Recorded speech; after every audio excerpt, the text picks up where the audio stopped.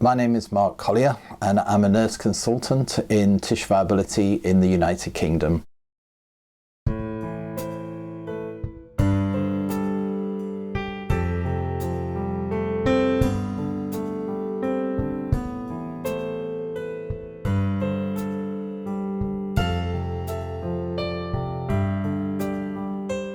The complex wound clinic that I run is a unique model in the United Kingdom in the sense of when we set it up in 2003, it was the only clinic that dealt purely with complex wounds. From the clinic, I can refer a patient directly to the vascular surgeon, or I can refer them to the dermatologist. I don't have to write a letter to the GP for them to write a letter back to the hospital to then get an appointment with whichever specialist we would like them to see. So that's been a real plus. We have a 92% improvement rate of all wounds that we deal with throughout the year. Now, I'm not pretending that's 92% all wounds heal, but what it does demonstrate from the feedback that we get from the patients, they all say that either the pain goes away or their quality of life has improved, or they can now go back to their job. And so the outcome that we measure isn't just healing, it's improvements in quality of life.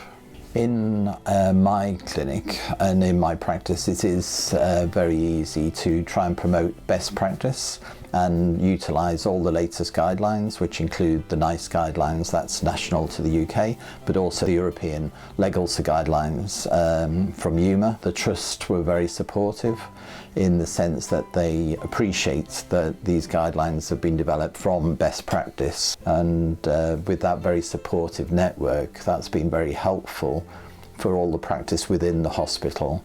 The only problem comes sometimes is when the patient gets discharged. Sometimes the community health professionals won't follow the plan that we've given them or made a suggestion to. They will sometimes think that a nurse may change it because they think, well, I like a particular dressing and he's not mentioned that, which is frustrating. Or the GP, the general practitioner, who's the doctor who generally coordinates the patient's care in the community. They won't prescribe it because they think it's too expensive, and so I have to spend a lot of time, as well as writing letters to them, to then picking up the phone to explain why it's important that we have that dressing. I think the work could be improved by these two groups, the acute trust and the community trust, working more closely together. So I think it's a political situation that needs to evolve.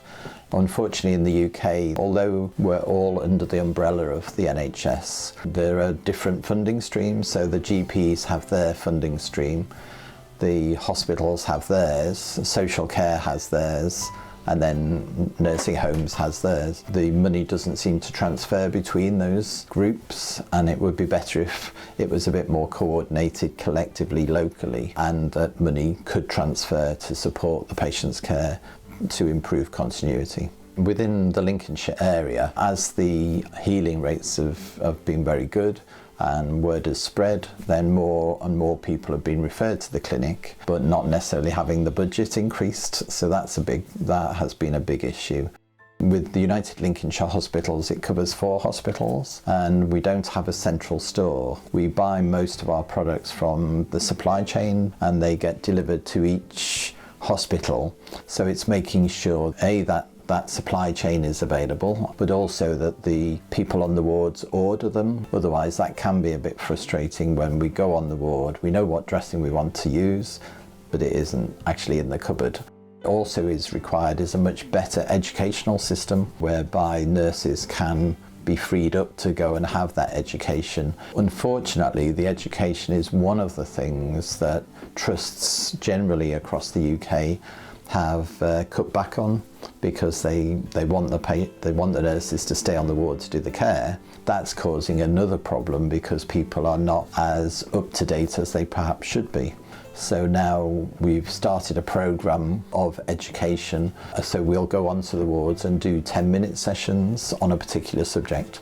So it's short and sharp, it's a quick reminder, and the nurses can then get back with their other workload, and we're not having to drag them away to an education centre.